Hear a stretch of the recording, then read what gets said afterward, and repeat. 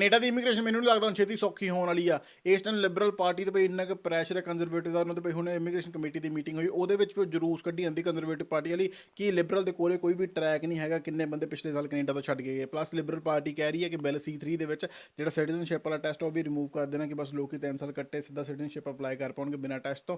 ਤਾਂ ਉਹ ਚੀਜ਼ ਨੂੰ ਲੱਗਾ ਬਹੁਤ ਤਕੜਾ ਇਸ਼ੂ ਬਣਿਆ। ਪਰ ਜੇ ਇਹਨਾਂ ਦੀ ਗੱਲਬਾਤ ਸੁਣਨਾ ਐਂ ਲੱਗਦਾ ਜਿਹੜੇ ਕੰਜ਼ਰਵੇਟਿਵ ਪਾਰਟੀ ਵਾਲੇ ਲਿਬਰਲ ਦੇ ਇੰਨਾ ਕੁ ਮਗਰ ਪਏ ਹੋਏ ਆ, ਤੇ ਲਿਬਰਲ ਪਾਰਟੀ ਦੇ ਇਮੀਗ੍ਰੇਸ਼ਨ ਮਿਨਿਸਟਰ ਤੇ ਇੰਨਾ ਕੁ ਪ੍ਰੈਸ਼ਰ ਆ ਵੀ ਉਹ ਵਿਚਾਰੀ ਪਾਲਿਸੀਆਂ ਉਹਦੇ ਕੋਲ ਠੀਕ ਕਰਨ ਸੌਖੀਆਂ ਕਰਨ ਦਾ ਮੇਰੇ ਹਿਸਾਬ ਨਾਲ ਸਮਾਂ ਹੋਣਾ ਹੀ ਨਹੀਂ। ਹੁਣ Minister, how many people exited Canada last year? So thank you, Madam Chair. Again, we are here today to talk about Bill C3. It's a bill that many Canadians and many families have been waiting for many, many years. The reason why I ask this is just to pick up on the last stream.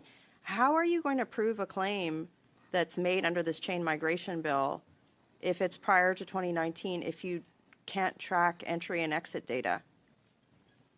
Like, don't you think that there's a pretty big potential for fraud there? So thank you, Madam Chair. Again, the current legislation that, that was struck down was found to be not acceptable. There's a lot of consequences to Canadian families that are living. So I get your word salad, but so let's say somebody makes a claim before that their 5 years happened before 2019, and you're not tracking exit and entry data. Like, could anybody just be like, yeah, like you said, I went to the cottage, yo. Please give me citizenship, like a Costco card. Or can you tell me how fraud wouldn't happen here? So thank you, Madam Chair.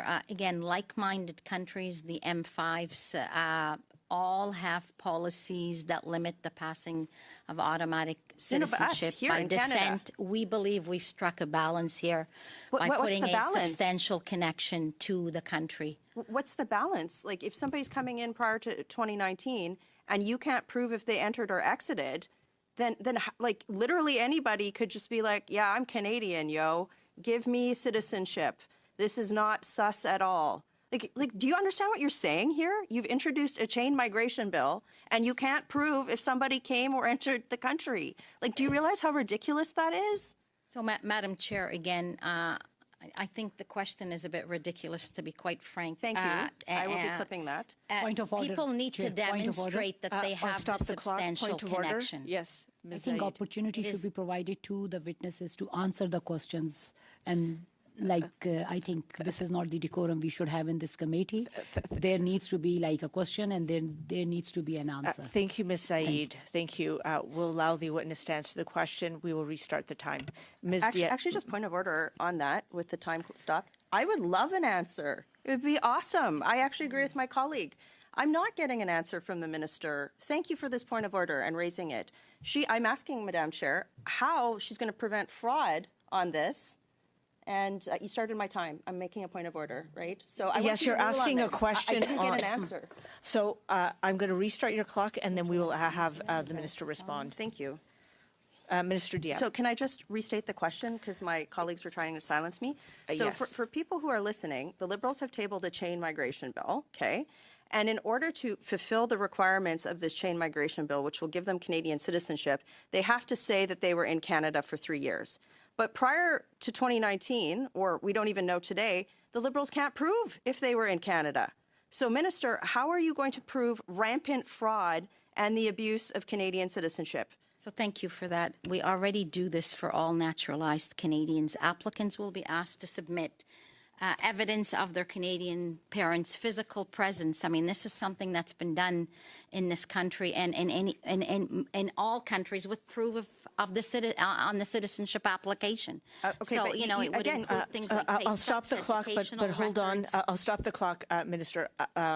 Ms. Rempel-Garner, please allow the witness to finish. I don't have to, Chair. On a point of order, I do not have to let the Liberals word salad my answers when I'm asking about the value of Canadian citizenship. Sorry, you can't do that. Here is the problem, Ms. Rempel-Garner. There is crosstalk, and it is very hard for interpreters to interpret, and it's very difficult for them to do their jobs. Kindly allow, if we could have one person at a time. Ms. Minister. No, it's me. I get to ask the question again since you interrupted me again. And then I will allow the witness to answer the question. Thank you. Point of order. So if the witnesses answer direct questions, then we wouldn't get into these kind of situations. But if we're allowed the witnesses to continue off. This is sentence, debate. Mr. Ma, we're this is not a understanding point the of order. questions. Okay, Ms. Michelle Rempel-Garner, please go ahead. Thank you. So, Chair, since we're not going to get an answer on, like, obviously the Liberals have written a chain migration bill that's going to allow for rampant fraud.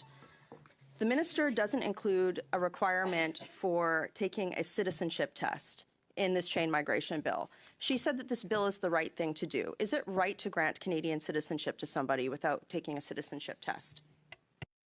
So, Madam Chair, as I was saying, officers will assess the totality of the information that's presented when an application in front of them and determine whether or not they're satisfied and whether or not the individual should be given. But there's no citizenship test. So are you saying it's the right thing to do to give Canadian citizenship to somebody who can't speak one of Canada's official languages and doesn't have to take a citizenship test with no security screening? Is that what you are telling this committee that we are supposed to vote for with this chain migration bill? Madam Chair, this bill was drafted to have reasonable limits that would surpass the constitutional rights of people. It strikes a balance by protecting the value of Canadian citizenship. Wouldn't gives you fairness to argue- Canadian families. Wouldn't you argue that Ms. not? Rempel-Garner, please allow the witness to answer the question. She is word salading. Please let her finish the question. Okay, Minister, yes or no? Do you think it's right to give Canadian citizenship to somebody without them having to take a citizenship test? This bill is here to protect Canadian values, and I believe we've struck a balance. If you have any amendments, we are, the committee's happy to look at those. So you'd support an amendment to make somebody take a citizenship test? I said if there's amendments, I'm that's asking you why now. the committee That's a yes? is here. So what I'm saying is this That's a bill no. protects the value of citizenship, and it is something It's a that yes, is no? very important Ms. to all Rempel-Garner, Canadians. please allow her to answer. Would you accept an amendment to make people take a citizenship 15 test via this seconds. bill? Yes or no? It's not up to me to accept or reject. This is the committee's findings. I was on a committee Why in the didn't you last draft it with a citizenship Parliament. test? So again, we've done jurisdictional scan, and officials are here to talk. Happy to give you what That's 5 many minutes. other countries around That's the 5 globe minutes. have Thank you, in Minister. reference to this. Thank you, Minister. Thank you, Ms. Rempel-Garner. Soutien. So keep following, keep liking, and stay tuned for what happens next.